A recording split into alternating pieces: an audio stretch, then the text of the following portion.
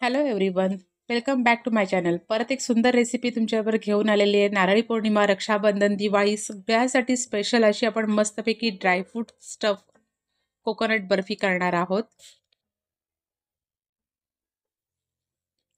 करायला इतकी सोपी आहे ना, त्याच्यामुळे व्हिडिओ अजिबात स्किप न करता प्रत्येक स्टेप व्यवस्थित बघा आणि तुम्ही नक्की ट्राय करा. व्हिडिओ आवडला तर व्हिडिओला लाईक करा. आता जास्त वेळ न घेता आपण आपल्या बर्फीला सुरुवात करूया.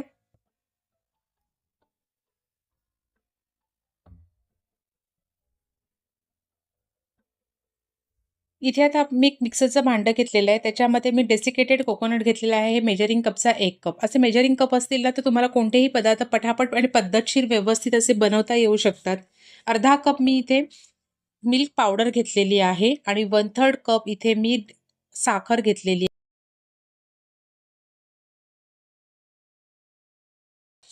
आता आपण हे सगळं मिक्सरमध्ये टाकलेलं आहे. एक वेलची घेतलेली आहे अगदी.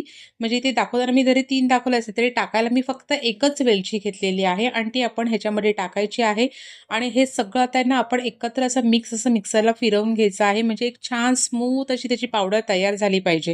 ही बघा अशा पद्धतीने आता आपली साखर आणि खोबरं सगळं एकत्र असं मस्तपैकी अगदी एकदम एकजीव झालेलं आहे. आता काय करायचंय, आपण दूध घ्यायचंय. दूध आपण आता इथे टाकणार आहोत 4 टेबलस्पून. आता मी इथे दूध घेतलेलं आहे. थोडं करून आपण इथे 4 टेबलस्पून दूध टाकणार आहोत.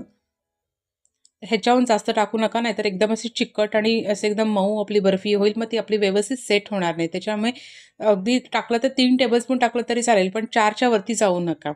आणि आता आपण जसं चपातीचं पीठ मिक्स करतो ना, तशा पद्धतीने असं आपल्याला हे छानपैकी मिक्स करायचं आहे. तुम्हाला जरी आता वाटत असेल ना, तरी जसं ते मिल्क पावडर त्या दुधामध्ये सगळी अशी मेल्ट होत जाते ना, बरोबर त्याला असा ओलावा येतो आणि परफेक्ट असा आपला हा गोळा तयार होतो. त्याच्यामुळे अजिबात म्हणजे जरासुद्धा दूध अजून प्रमाण न घेता एक वेळ कमी थोडं घ्या, पण जास्त घेऊ नका.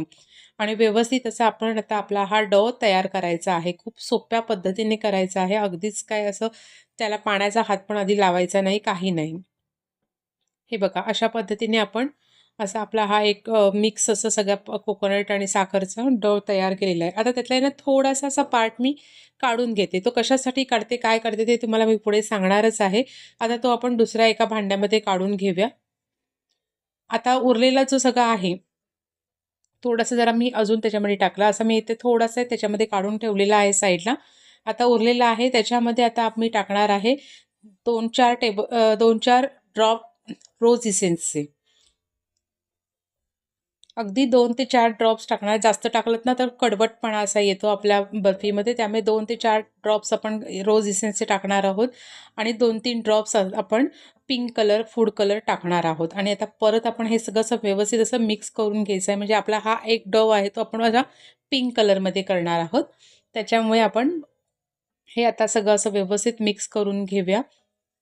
हे मिक्स करताना परत अजिबात पाणी किंवा दूध वगैरे काहीही वापरायचं नाहीये. इथे हे तयार झालेलं आहे.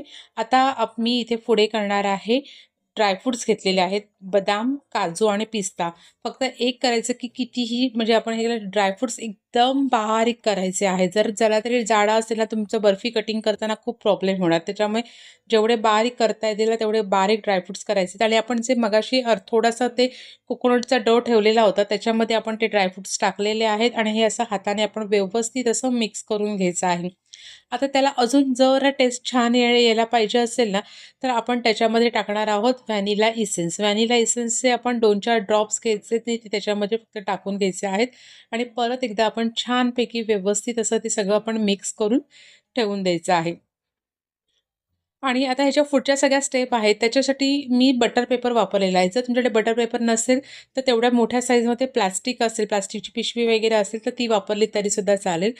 पण इथे बटर पेपर मी वापरलेला आहे आणि त्या बटर पेपरने आता आपण हा आपला जो पिंक कलरचा डो होता, तो असं व्यवस्थित आपण आयताकृती करून घ्यायचा आहे. त्याच्यामुळे तो असं व्यवस्थित आपल्याला प्लेन अगदी एकदम पातळ असा करायचा आहे. म्हणजे एकदम पातळ म्हणजे एवढा पातळ पण असता कामा नये, की तो आपल्याला काढता पण आला नाही पाहिजे पेपरवरनं. त्याच्यामुळे असं व्यवस्थित व्यवस्थित करायचं आहे. आता सरळ आपण व्यवस्थित आता लाटणीने एक समान सगळीकडनं करून घ्यायचं आहे. जरी शेप आता तुम्हाला कळत असेल की असा वेगवेगळा येतो, पण मी कशा पद्धतीने शेप वगैरे दिलेला आहे ते सगळं व्यवस्थित बघा. त्यामुळे म्हणून सांगते व्हिडिओ अजिबात स्किप न करता व्यवस्थित बघितलात ना तर तुम्हाला प्रत्येक स्टेप कळेल आणि इतकी चविष्ट अशी मस्त आपली ही बर्फी तयार होणार आहे ना, त्यामुळे तुम्ही या रक्षाबंधनला ही बर्फी नक्की ट्राय करा. दिवाळीच्या वेळेला ही नक्की ट्राय करा. जेव्हा कधी घरात सेलिब्रेशन असेल अशा पद्धतीने ही बर्फी नक्की ट्राय करा. आता आता सगळीकडनं मी लाटलेलं आहे. वरनं एक बटर पेपर टाकून मग मी केलेलं आहे, नाहीतर सगळं चिकटेल म्हणून मी हे केलं. आता वरचा बटर पेपर आहे तो आपण काढून ठेवलेला आहे. आता शेप बघा, आता आपल्याला आयताकृती शेप पाहिजे होता, तर तो शेप आणण्यासाठी आपण काय करायचं, सुरी घ्यायची. सुरीने आपण जरासं साईडनी कटिंग करून घ्यायचं आहे आणि आता मी इथे ह्याच्यामध्ये जसं दाखवलंय त्या पद्धतीने आपण जिथे-जिथे आपल्याला जसा गरज असेल तिथे-तिथे हे साईडचं जसं एक्स्ट्रा आहे ना, हे अशा पद्धतीने लावून थोड्याफार प्रमाणामध्ये आपण त्याला व्यवस्थित असा एक शेप द्यायचा आहे.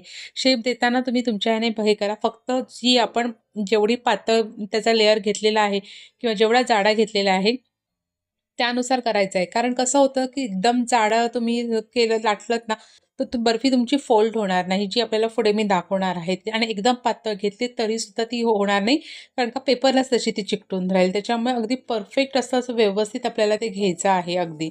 आणि जिथे-जिथे असं एक्स्ट्रा मला वाटत होतं, की असं त्यामुळे तिथे-तिथे मी व्यवस्थित असं ते लाटणीने प्लेन करून घेतलेलं आहे. आता आपला पिंक डव तयार झालेला आहे.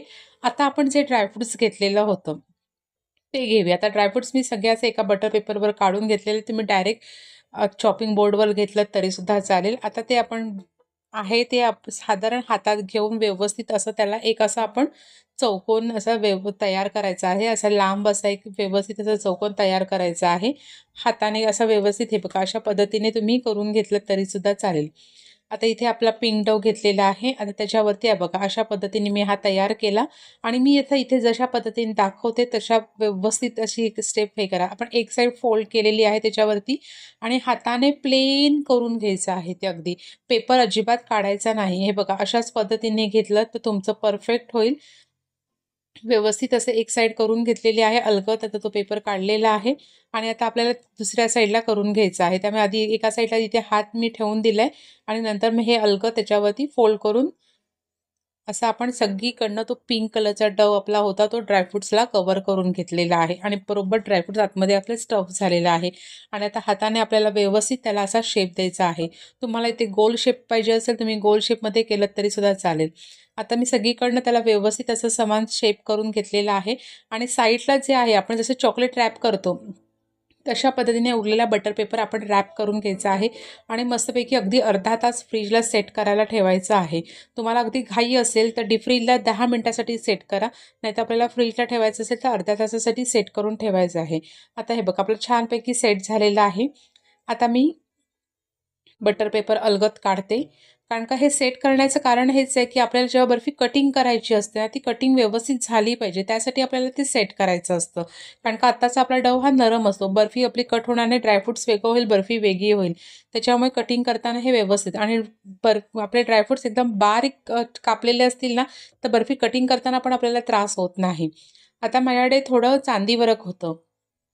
ते चांदी वरक मी त्याच्यावरती लावून घेतलेलं आहे. हे पूर्णपणे ऑप्शनल आहे. कारण जर तुमच्याकडे नसेल, तुम्ही त्याच्यावरती मगज म्हणजे कलिंगड बी किंवा सफेद तीळ असं काही लावलं तरीसुद्धा चालेल. त्याने सुद्धा दिसायला छान दिसतं किंवा असंच नुसतं ठेवलं तरीसुद्धा चालेल. माझ्याकडे चांदी वरक होतं ते मी त्याच्यावरती लावून घेतले. त्याने अजून छान असं ते जरा दिसायला छान दिसतं. चवीमध्ये काही फरक नसतो, पण दिसायला खूप छान दिसतं. फक्त आता कसं होतं, की ते लावताना जरा व्यवस्थित लावायचं. कारण का आता आपला बर्फीला हात लागल्यामुळे थोडासा चिकटपणा आपल्या हाताला आलेला असतो. त्यामुळे चांदी वरक लगेच आपल्या हाताला पण चिकटतं. त्यामुळे लावताना खूप अलगद व्यवस्थित असं ते लावून घ्यायचं आहे. अशा पद्धतीने मी पूर्ण आता त्या बर्फीला एक साईडनी चांदी वरक लावून घेते, की जेणेकरून ती दिसायला खूप छान दिसेल. हे बघा मी जसं दाखवलं त्याच्या पद्धतीने आता मी सगळीकडे पूर्णपणे चांदी वरक लावून घेतलेलं आहे. आता आपली बर्फी सेट आहे व्यवस्थितपणे पद्धतशीर. आता आपण ती कटिंग करून घेऊया. हे बघा एकदम अलगद अशी आपण ती बर्फी कटिंग करून घेतलेली आहे. तुम्हाला पाहिजे त्या जाडीमध्ये तुम्ही हे पीस कट करू शकता आणि अशा पद्धतीने मस्तपैकी आपली dry fruit stuff coconut barfi ready झालेली आहे. व्हिडिओ आवडला तर व्हिडिओला लाईक करा. रुईज किचन 22 सबस्क्राईब करा. ह्या नारळी पौर्णिमेला, रक्षाबंधनला, दिवाळी स्पेशल अशा मस्तपैकी कधीही कोणतेही ओकेजन असू दे, कोणतेही सेलिब्रेशन असू दे, ही बर्फी नक्की ट्राय करा. आणि ही व्हिडिओ आवडला तर, रेसिपी आवडली तर मला नक्की कमेंट्स करून सांगा. आणि तुम्ही ही ट्राय केली असेल तेही मला कमेंट्स करून सांगा. चला तर परत एका नवीन व्हिडिओसोबत, नवीन रेसिपीसोबत भेटूया. तोपर्यंत रुईज किचन 22 सबस्क्राईब करा. Thank you.